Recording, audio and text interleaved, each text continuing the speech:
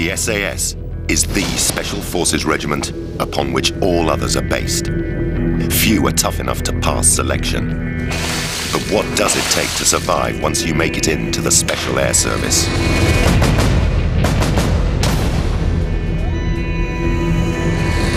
Using a series of dramatic scenarios, a team of hardened ex-SAS veterans have agreed to reveal the survival secrets that kept them alive. The commander of our four-man patrol is former SAS Sergeant Eddie Stone. With him is demolitions expert John McAleese, the first man on the balcony in the Iranian embassy siege. Additional firepower and expertise is provided by Johnny and Pete. We've had to protect their identities. Together, they'll show you how members of the world's most elite regiment fight and survive, and reveal just what it takes to wear this badge.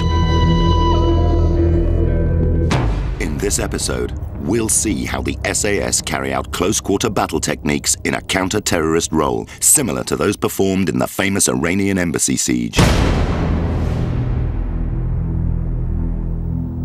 For any counter-terrorist operation to be a success, there is three essential factors it must have: speed,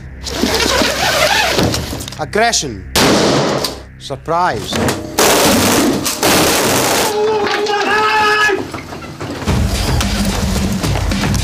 Assaulting a building is a lethal act and is just as dangerous for the hostages and the assault team as it is for the terrorists. The men in black are only ever called upon to resolve a siege scenario as a last resort. The secret to this and the Special Air Service's extraordinary fighting skills is training. In this episode of SAS Survival Secrets, we're going to show you all the elements needed to perfect the art of counter-terrorist maneuvers. In the last program, we created the fictitious scenario of a foreign diplomatic visit. A British minister and her staff have been kidnapped at gunpoint and held hostage by terrorists seeking political reform. Where the hell are you? Shut it! You wanted to meet the MLA? Here we are. The authorities and our SAS team have managed to track down the location of the terrorists, and a siege scenario has now evolved.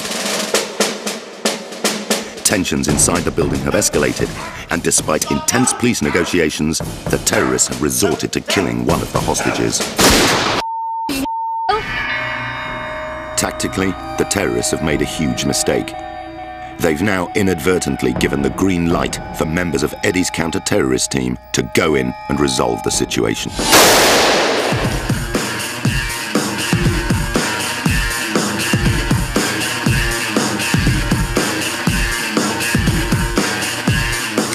Okay, let's go, lads.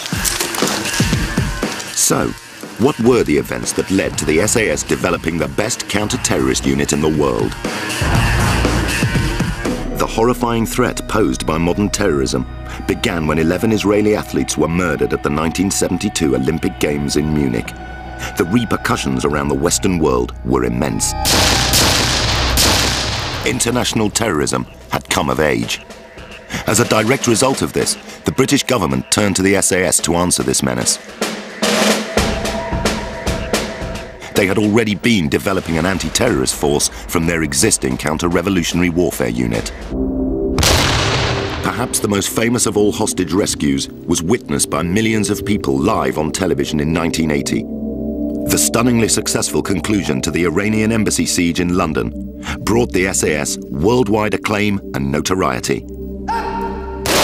One of our team, John McAleese, was part of that infamous rescue.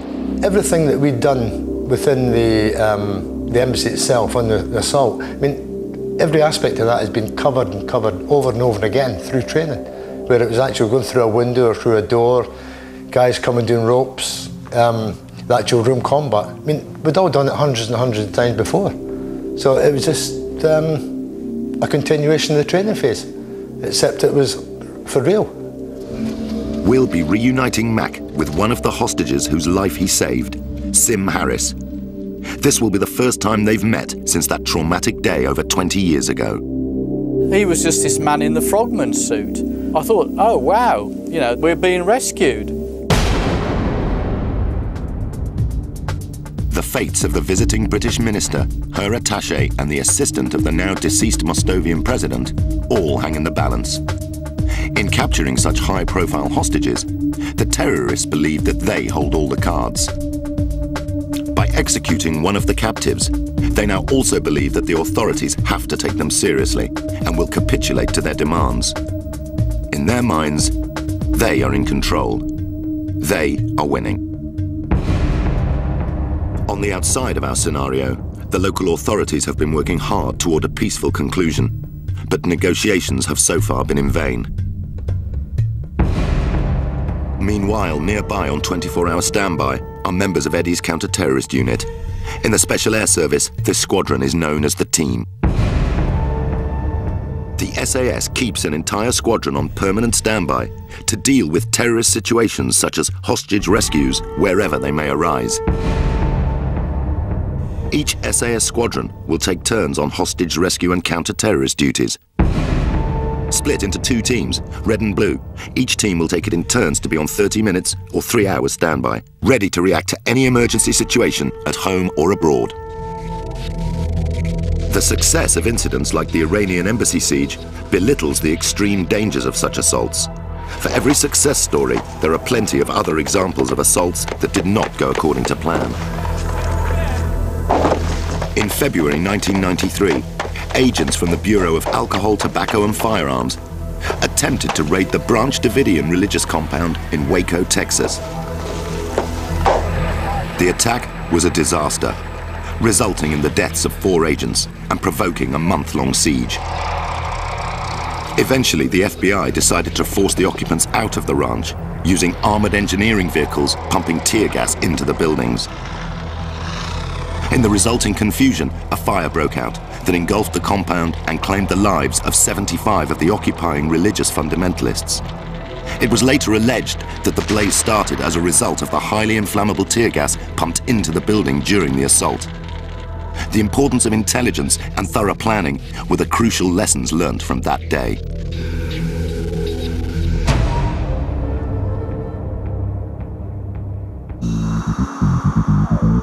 Meticulous planning is the backbone of any successful counter-terrorist operation. Every minute detail of the target building needs to be scrutinized, including exact details of door locks, window fastenings, skylights, security and alarm systems. The SAS also has a vast computer library containing 3-dimensional building plans of thousands of properties. Those not in existence can be generated in a matter of hours using sophisticated software. This is a tremendous asset to the assault planning process and allows the team to visualize every position in and around the target to check for angles of fire and possible obstructions. All this information is then accumulated by a team of planners, local authorities, architects and engineers in the Incident Control Center. We moved on from this, drawing sketch maps, to this, interactive technology using plasma screens, so that we can work out a deliberate assault plan to take out the building. Whilst the authorities outside the siege building rush to gather planning and intelligence data, inside, the hostages have now endured days of what seems like an eternal nightmare. The terrorists have demonstrated their true intent and ruthless commitment to their cause.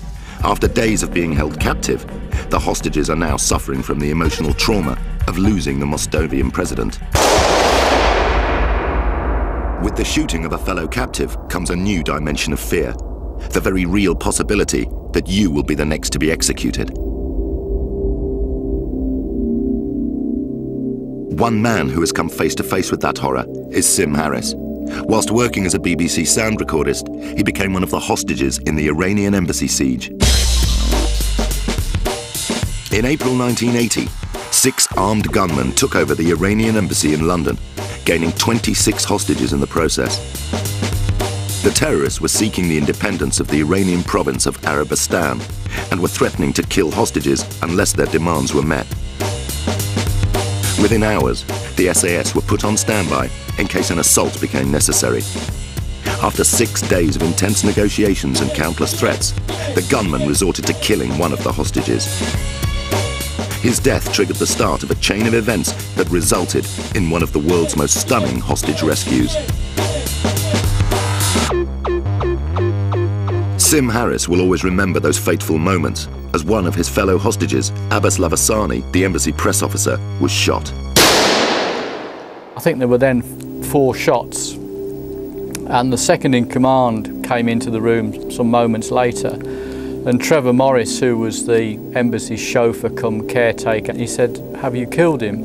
And this guy Ali said, "Yes, and we're going to kill one of you every half hour." When the tension went up at the end, I mean, we just didn't speak. No one said a word. No one wanted to be picked out. Everybody thought it was them next. I know it sounds daft, but I was actually adding up what my BBC pension would pay out for my wife and 2 children. You know, I was absolutely scared to death. I mean, there was no talk between the hostages. The tension you could have cut with a knife. Whilst Sim was fearing for his life, the SAS were planning one of the most daring assaults in counter-terrorist history.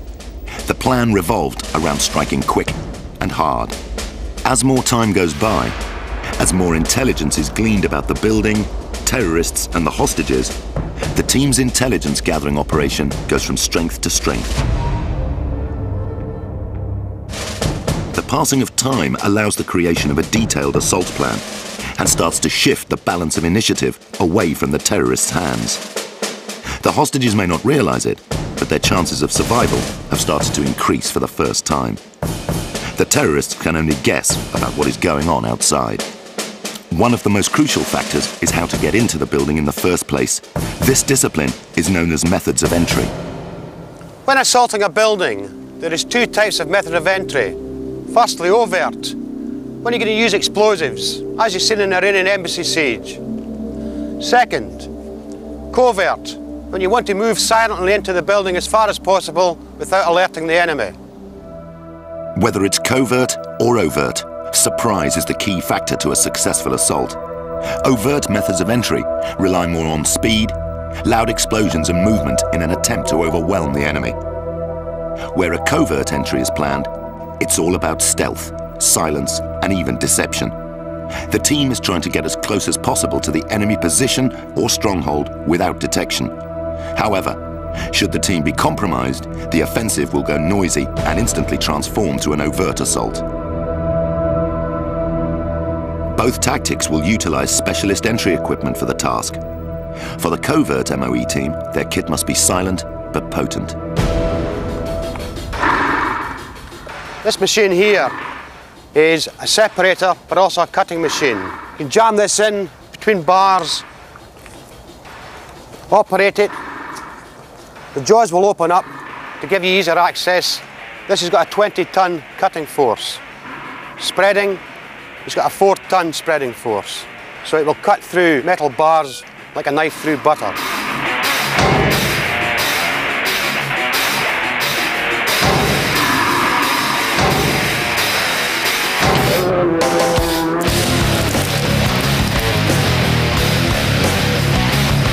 This piece of equipment here is a hydraulic door opener.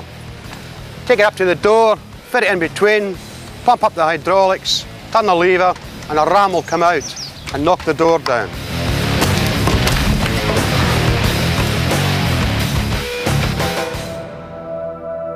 In order to disguise any noise made by the entry team, various sound distractions may be arranged to raise the ambient noise around the target area.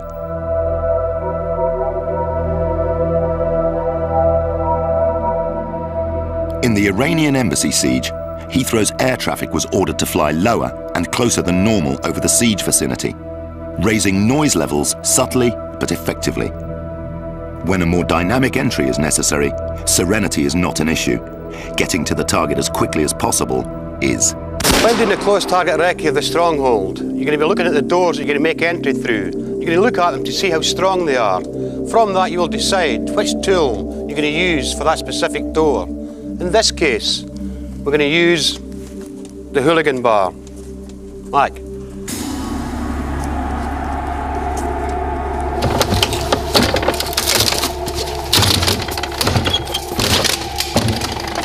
When you're inside the building, next to the stronghold, you've made your covert entry, you're about to go noisy, you've got to get in there quick. To enable us to do that, we're going to use the dynamic hammer.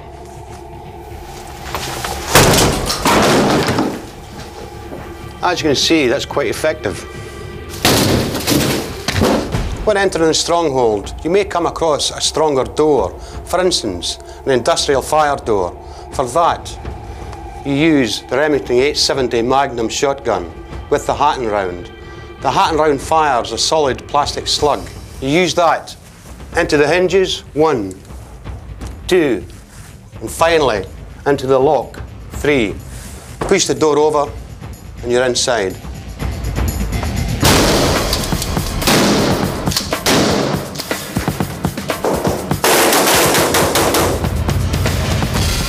Blowing a door off its hinges is just one example of explosive MOE techniques that encompass the SAS blueprint of speed, aggression, and surprise. But just because a door is there, it doesn't mean that they have to be used. John McAleese is an expert in demolitions. You might not even use the door or the window, because you could have terrorists in there and they're thinking, aha, if they are going to come in, they're going to come through that door or the window, so they might barricade them. So instead of going through there, you go through the wall. You become sneaky, you know. A special device called a frame charge is used for blowing holes in a wall. Plastic explosive is positioned on a purpose-built board and is designed to force the explosion forward through the wall.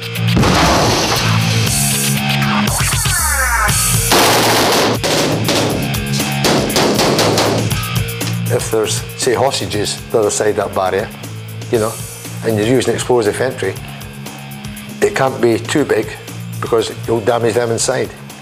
But that's where you've got to make a quick decision, you know.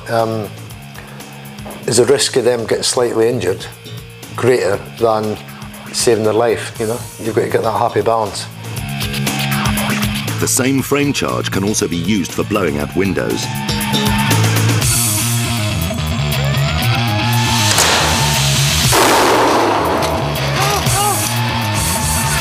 The effectiveness of this technique was illustrated in the Iranian embassy assault, where Mac was watched by millions as he blew out the window on the embassy balcony. Depending on how thick the, how can I say, the obstruction is, whether it's a window or a wall, depending on the strength of the explosive that you're going to use, because it comes in different weights, from about 50 gram up to, say, 180 gram. We used the biggest we had at the time because we weren't quite sure how strong the glass was, because it was armour plated, so I'd say maybe slightly over the top, but it's got to be safe and sorry.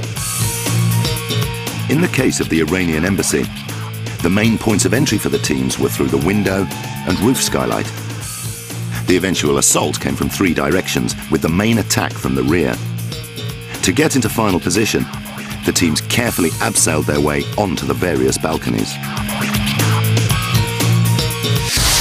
When attacking a multi-storey building, it might be necessary to attack all floors simultaneously. To enable us to do that, we must be able to abseil.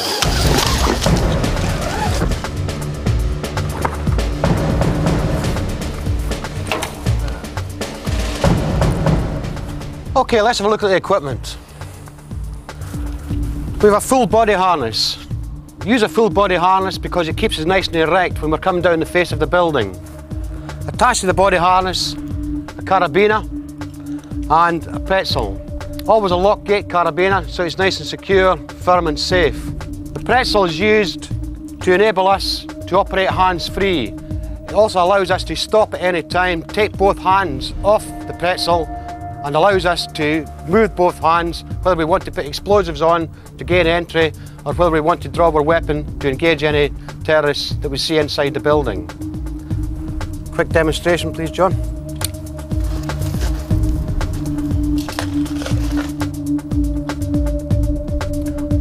Hands off, perfectly static. Pull your weapon out. You can draw his sidearm or you can draw his MP5 if required. Holster your weapon. Okay, pal, see you at the bottom.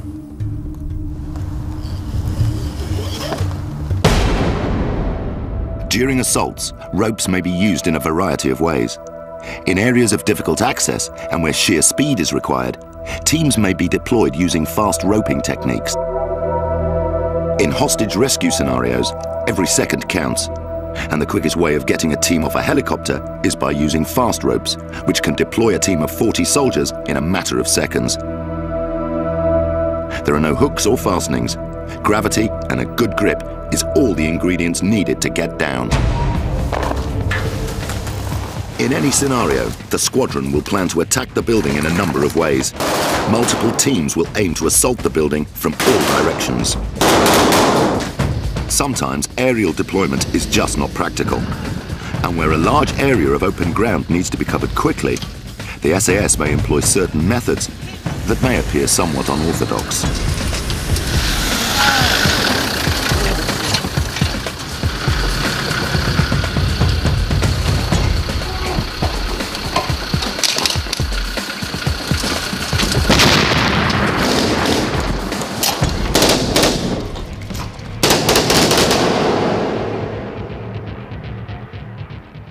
The risks involved in performing a hostage rescue are immense and represent one of the most dangerous aspects of the SAS's duties, particularly when hostages and terrorists are in close proximity or in the same room as one another.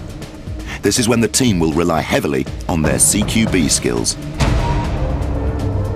CQB, or close quarter battle, is a form of fighting developed by the SAS and covers a wide range of pistol and submachine gun techniques, room entry procedures, and fast but deadly unarmed combat maneuvers. All are essential skills that need to become second nature when it comes to counter-terrorist scenarios. These unique abilities are perfected in a building at SAS headquarters, affectionately known as the Killing House. This purpose-built facility is designed with the express intent of recreating all kinds of hostage scenarios, giving soldiers the opportunity to learn, practice, and hone their shooting skills. When on hostage rescue duties, the team will spend many hours in the Killing House, expending thousands of rounds of ammunition. Realism is essential, and therefore only live bullets are used. When first joining the SAS, most soldiers arrive with no prior experience of firing either a pistol or a submachine gun. Training starts with the basics. The first thing a soldier must learn is how to draw, hold, and fire his pistol quickly and accurately.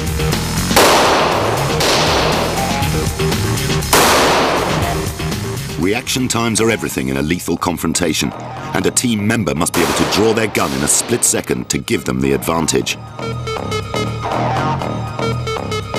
During CQB, terrorists will be pumped up on adrenaline. They might even be high on drugs.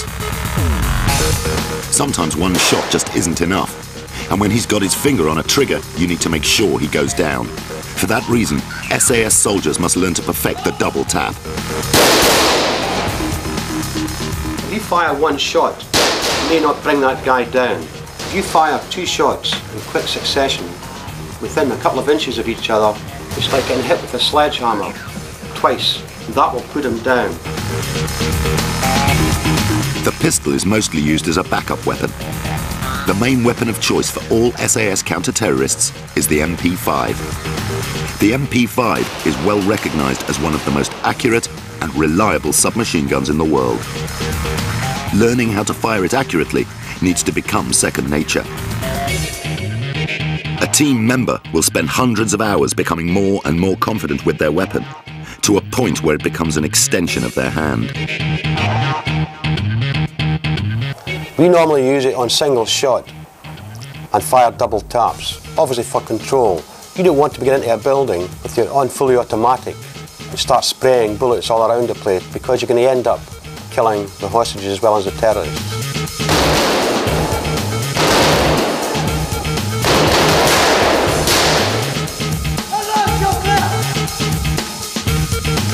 Fractions of a second are all that separates you from killing or being killed.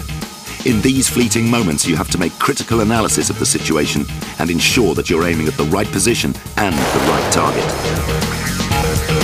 Video screens have now been introduced to the Killing House, reconstructing different scenarios. A team member has a split second to make a decision on whether or not to shoot.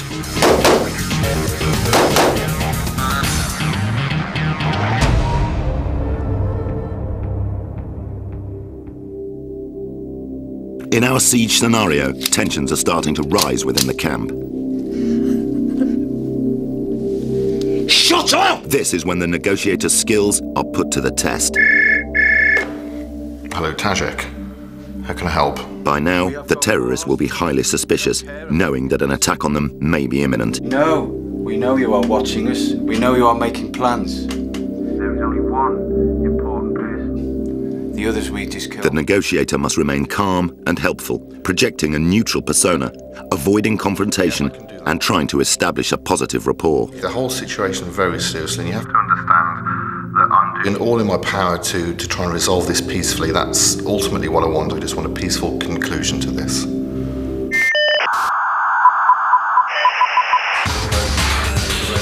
Meanwhile, the situation is being constantly monitored by the command team. Sophisticated surveillance equipment will allow them to observe movements and conversations, whilst infrared and thermal imaging systems mean that the scene can be observed 24 hours a day.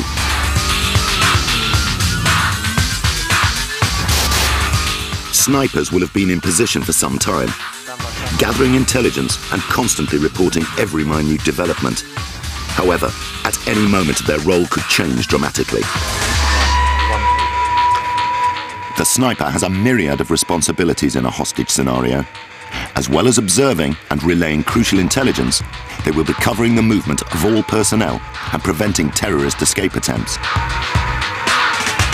During an assault, they will be constantly monitoring the team's progress and report any new hazards or terrorist activity. White 1-8 with a balaclava on, unidentified, carrying along. When the time comes, they will be ready to dispense a precisely aimed shot wherever necessary. After being fully briefed about the incident, the sniper teams will be deployed around the target area, each allocated a side of the building to cover, based on a colour labelling system. For our scenario, the area is split into 4 zones: white, green, black and red. White normally being the front of the target building. Come on, lads. Okay. Just move through the police cordon now, right? You're going to move into red. Can you cut down this wall of this building here, and then cut through, and I'll show you the position from down there, yeah? Okay? Any probs? No, fine, fine. Okay.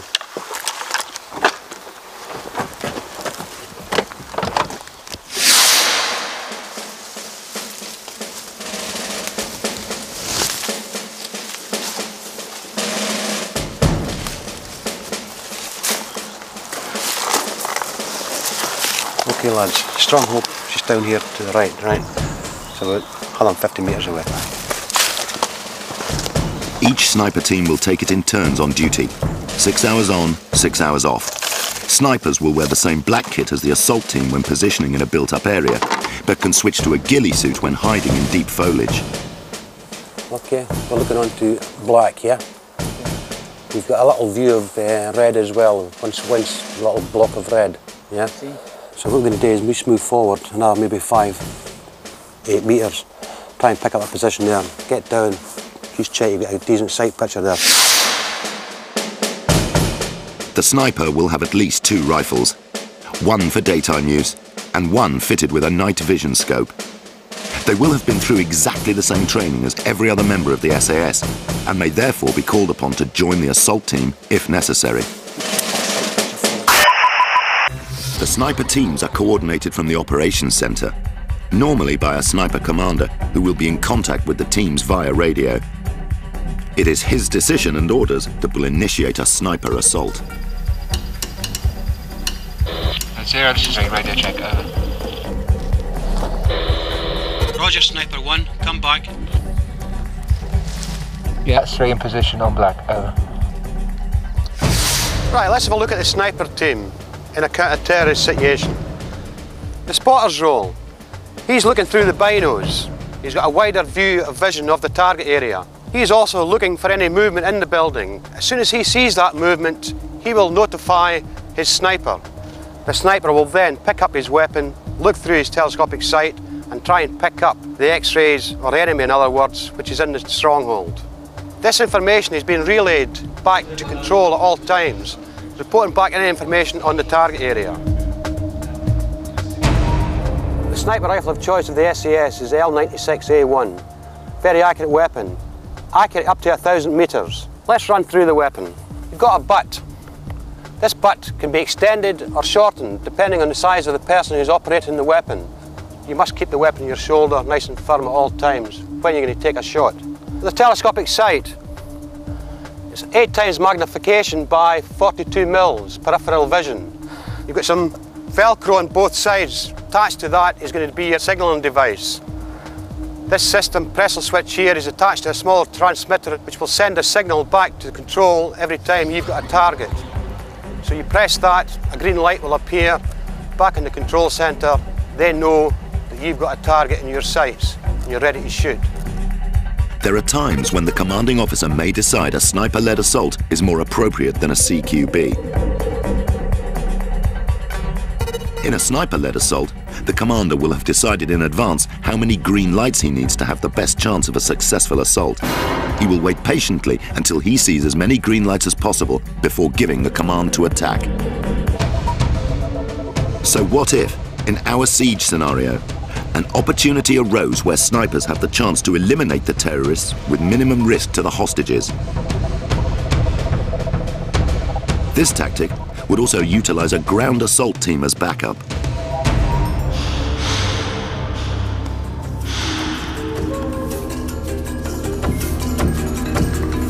It takes patience, nerve, and a tremendous amount of skill to operate a sniper rifle.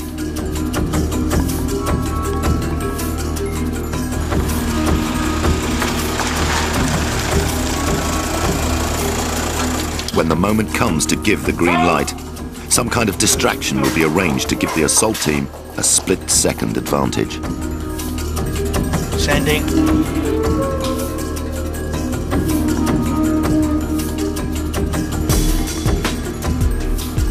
All stations, stand by. Stand by. Go.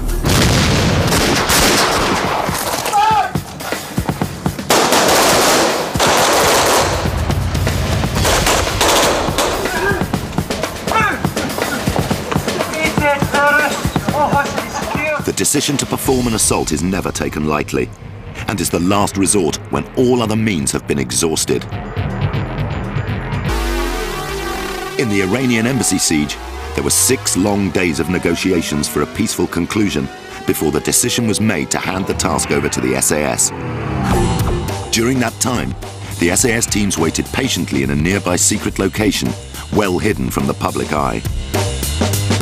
All the time we were actually in the holding area, we're practicing every sort of aspect of what may happen, you know, actually at the time if the assault went in. Because remember at this time, nobody really knew we'd actually get used because the police were still negotiating with the terrorists inside. But we were there, stood by, just in case things kicked off.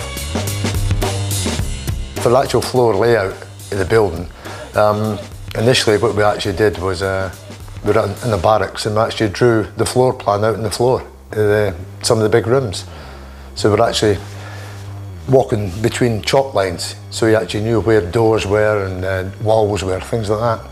It's just a method of trying to get in your mind's eye where everything was, because realistically, if you're going into something like this, it's going to be dark.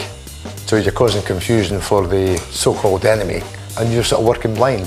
So if you've got that picture of the layout in your mind, you can do it without thinking, and hopefully you'll not run into a wall in the dark. Intimate knowledge of the target building layout is an essential commodity for hostage rescue situations. Back in Mostovia, our team have now built up an accurate picture of the blueprint of the stronghold, based on architects' plans and sniper intelligence. They now have enough information to mock up a precise layout of the target. Come through the door, double door, straight through. Immediately we turn left. All right, turn left, stairwell. Normal drill's doing up the stairwell, one guy covering it all the time till we get up to where we're going to. Nice and slow, up we go. There's 13 steps on this stairwell. Up we go, up to the top of the first landing. Guy here obviously covering. Guy at the bottom covering. Pass by, up. Second set of stairs, up to the floor that we're going into. 14 stairs. Up we go. Get to the top of the stairwell, and immediately to the left-hand side is another double glass door. Open the door, check the corridor. Good point. What you need to bring with us is a mirror, lads, yeah? Nobody in the corridor, put it down, In we go. Nice and slow, steady. Up we go. All the way. In position, in position. Stand by, go.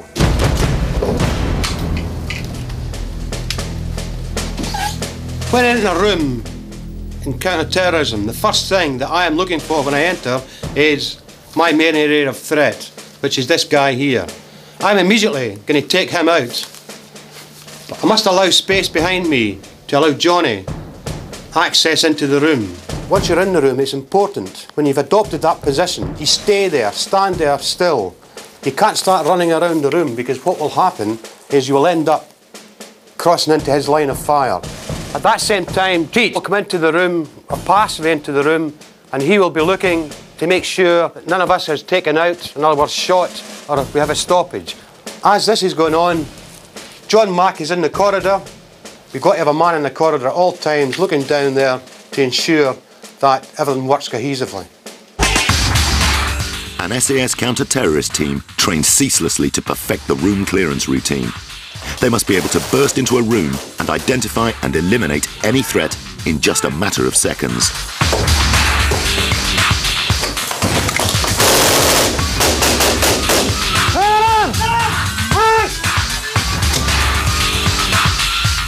When a team bursts into a room, it needs to build on the element of surprise and prevent the terrorists from reacting.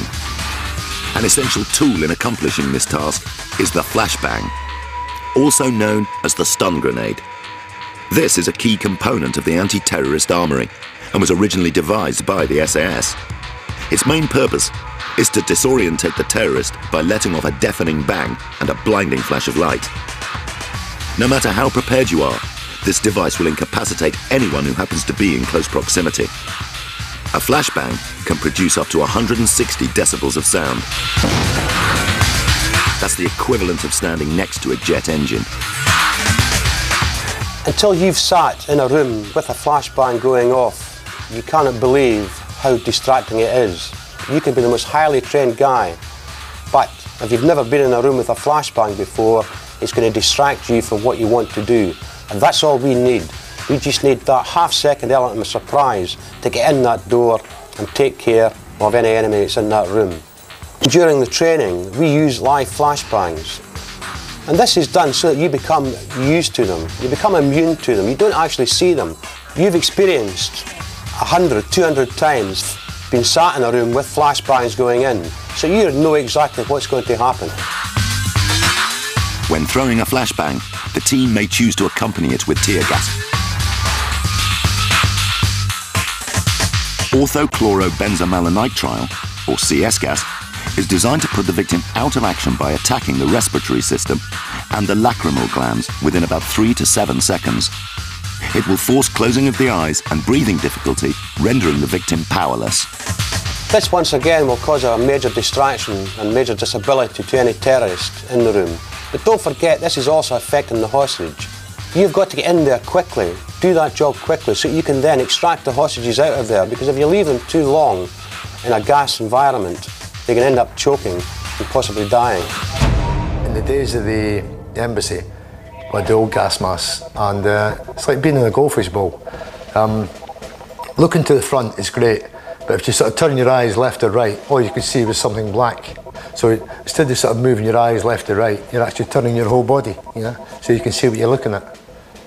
When the gas mask is fitting, how can I say, properly, the gas doesn't affect you, providing you fitted it properly. But it's easy for your gas mask to get nudged or bumped or whatever. Well, it happened to me in the old embassy. I don't know how it moved, but we used a couple of flashbangs that had the gas in them, and I got a good whiff, and basically I puked up inside the old gas mask.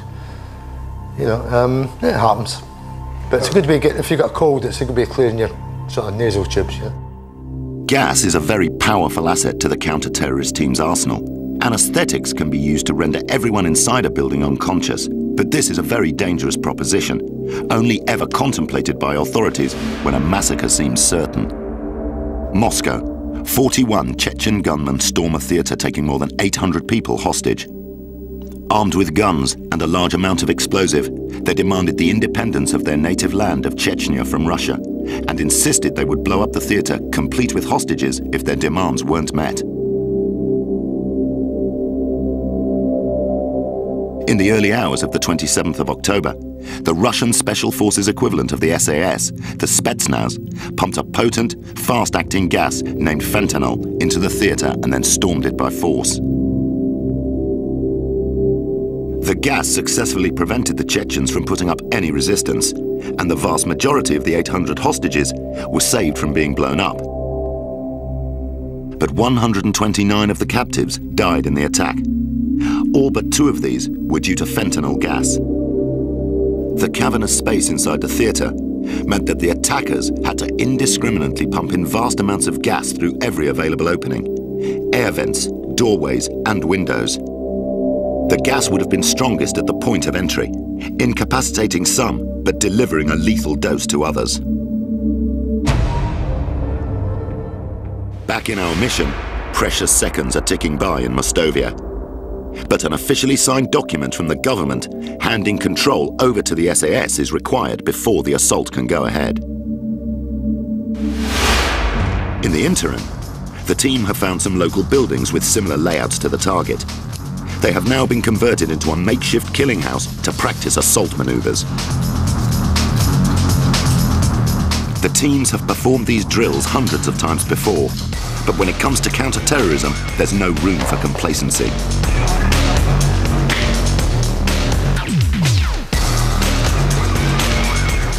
Stand by.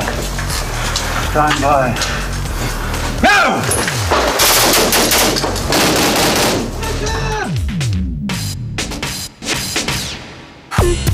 When not practicing, the team will be based in a holding area where they can eat, drink, and relax. In the days of the embassy, and the snooker championships was on, and everybody's well into that, you know. Just the lads were doing their normal thing. A lot of them, you know, taking the mickey out of their lads, making a fool of with this couple of sort of policemen taking care of us. They were like our waiters and things, you know, make sure we get fed and looked after. And, you know, sort of take the mickey out of them and practical joking, the normal thing, you know. Just lads being lads, you know. Normally, there will be 2 teams who alternate being on standby in a forward holding position next to the target building, ready to launch an immediate assault should the need arise.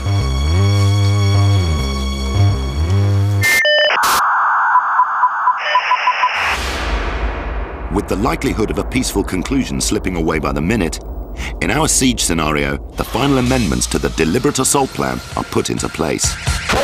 This is my entry point with my team to go into the building.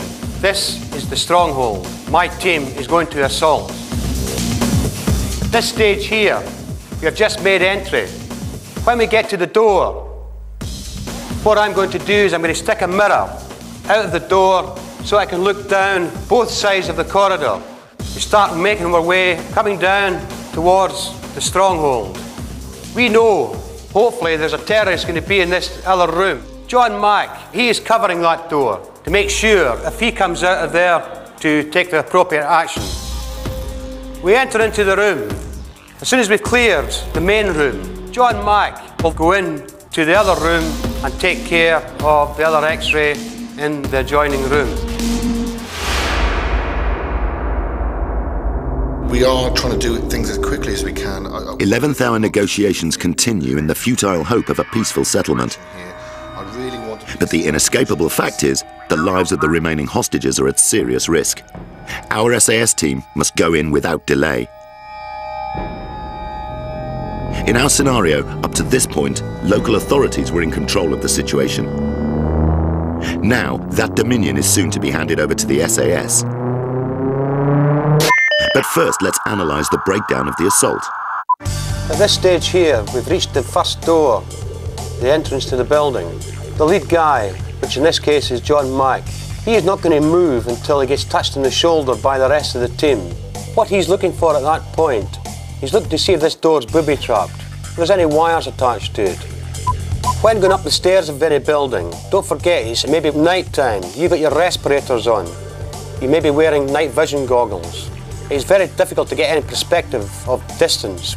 If you walk up the stairs normally, there's a good chance you're going to start kicking either the stair in front of you or in some cases trip over. So it's easier to put your foot sideways up the stair as you're going up.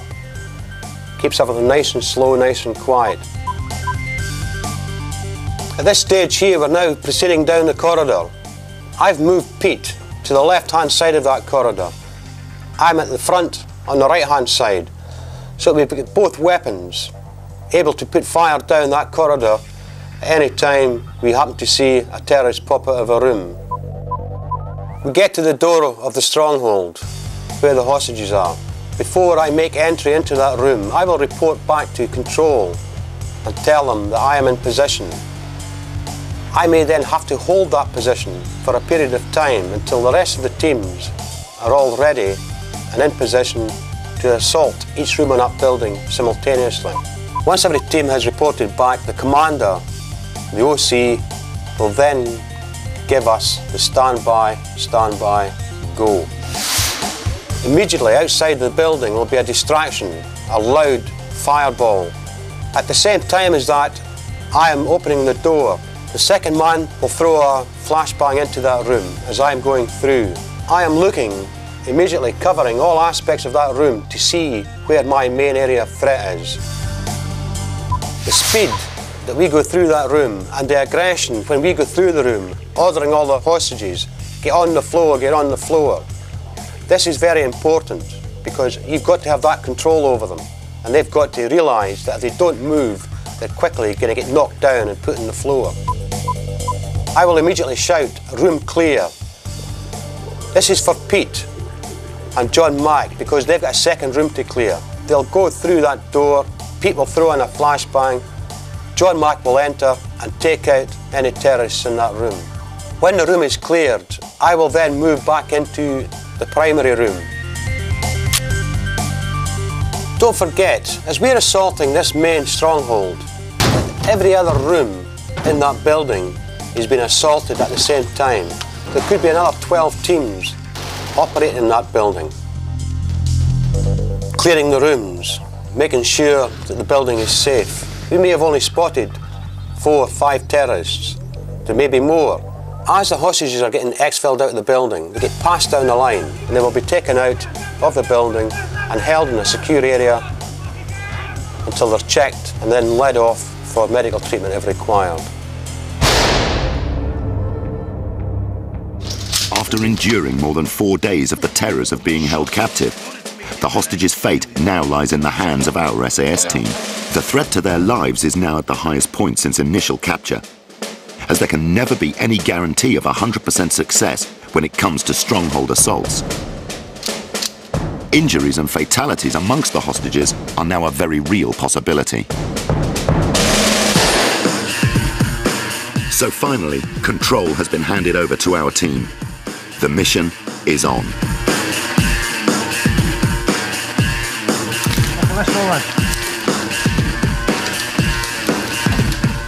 When authority is passed over to the counter-terrorist team, most of the guys have a feeling of exhilaration. And this is what it all boils down to. That's what you're there for. You have trained maybe for years in some case, maybe 10 years, 15 years, for this chance to prove your worth in a counter-terrorist situation. But when you actually get ready, kitted up to go, there's a slight feeling of apprehension, obviously, but that is overcome mainly by the adrenaline rushing through the body and the exhilaration to go in there and put your life on the line and face the enemy. After days of planning and years of training, a successful assault can be over in just a matter of minutes. But this belies the extraordinary skill, training, and behind-the-scenes coordination that makes it all happen.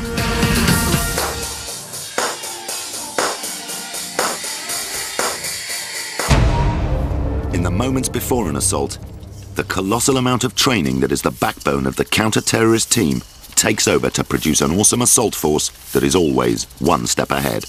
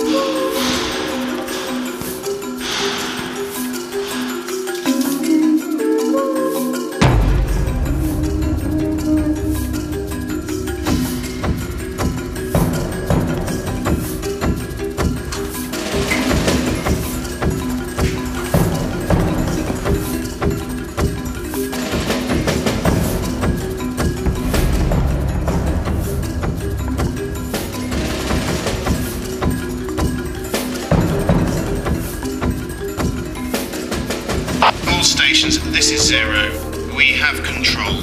Stand by. Stand by. Go!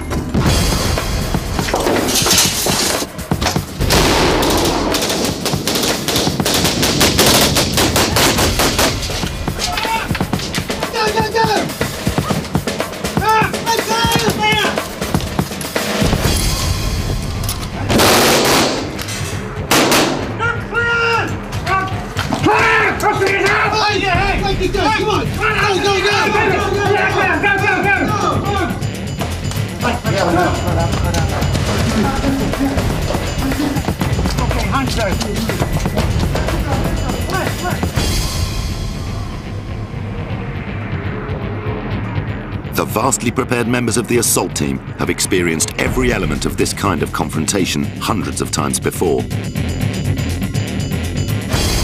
But for a hostage, such as Sim Harris, it's a terrifying experience they're not likely to forget. There was a tinkling of glass, and this then plunged, seemingly about the same time, the embassy went into darkness. And then flashbangs started to go off, and clearly, you know, it sounded though the World War was starting. And at that point, I was just panic-stricken, and I had to get out. And I went to this one window, I pulled the curtains back, and I opened the shutters, and there was this just amazing character in black with a gas mask on and a gun across his chest and a pistol and boots. And it, you know, I immediately thought, oh, Christ, you know, our police are up to some tricks these days. The guy waved for me to get down, and then the window was blown out. These guys in black came in, and the last one said through his gas mask, stay there, don't move. The problem was the room behind me was catching fire, and I thought it was safer to get out onto the balcony, so I crawled onto the balcony, and there was another guy in black across on another balcony on the other side of the flagpole calling me across. I actually thought, this is absolutely madness, they're going to take me back into the burning embassy. Anyway, I followed the instructions and climbed over the flagpole back into the embassy. And the SAS had formed a chain effectively down the stairs. The women had no shoes on, they were being bundled down the stairs, literally thrown from one SAS guy to the next. I mean, the SAS do not ask you nicely to leave an embassy. And out onto the back lawn, firmly pushed into the mud, your hands put behind your back, and these vicious tie straps put on and told not to move. I was lying there thinking, you know, what has happened to me? I've been involved in a feature film almost. And then, you know, eventually we were released from these handcuffs and processed through a police horse box that had been set up as a medical station. It was an amazing period, unscripted period of my life that has no doubt had an impact on me.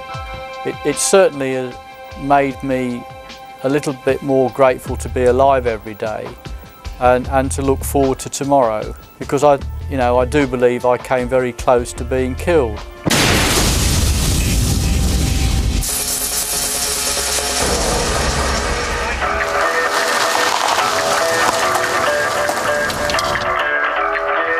The mysterious man in black who greeted Sim at the embassy window on that fateful day was none other than John McAleese. Since that day, the two of them have never met face to face. Now, more than 20 years later, we've arranged for them to meet again. Well, glad to see you in moment. Yeah. Nice to meet you. Yeah. How's life treating you? Good? All right. Magic, mate, yeah. You Haven't all changed much. Thank you. Got a wee bit, You've changed a lot. No, not really, mate. Well, I've never seen you before, have I? Covered in black, mate. Yeah. I mean, were you expecting, you weren't expecting anybody at that window? No, believe it or not, that was a shock. Because we knew there was people in the next room with Salem. Yeah. Yeah. But just as we stepped onto the balcony, you know, you appeared. Yeah. And it was, I mean, I was putting the charge against the window and you just went like that. Yeah. And then Mal was giving it wavy for you to get out of the way, otherwise you'd have got injured. To be honest with you, I mean, when we came back through after the window had blown, I didn't expect you to look up, to be honest with you, you know. And you had that Yeah. Frightened rabbit. Yeah, but the thing was, you were alive. Did you bring me back in again? Yeah, it was me, mate. Yeah, Oh, it was me, mate. Yeah. What they'd have done next, I really don't know. They could have gone one way or the other. They could have just given up and walked out, or could have started complete carnage. I just don't know. I think given the information that the police and the government had, they, thank God they got guys like you trained and prepared to come in and try and effect a rescue, which you did extremely effectively. I'll be perfectly honest, I think he's a very decent chap. Having met him now, he's quite different in the flesh than he perhaps appears on television. Thank you.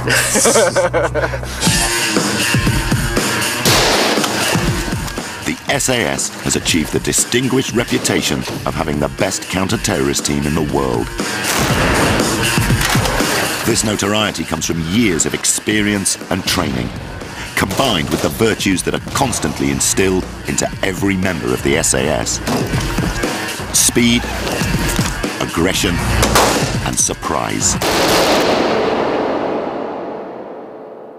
In the next episode of SAS Survival Secrets, we have a new mission. We're going to look at what happens when a full Sabre squadron goes into action, utilising all the specialist combat skills of the SAS. Their mission, to capture and remove a war criminal wanted for trial. It'll need survival skills found in all 4 of the troops that make up an SAS combat squadron. Air Troop, for silent, swift insertion. Boat Troop, for assaults. Mountain Troop, to reach parts where no other enemy would dare to go. And finally, Mobility Troop, trained for hit and run raids and providing covering fire for the assault.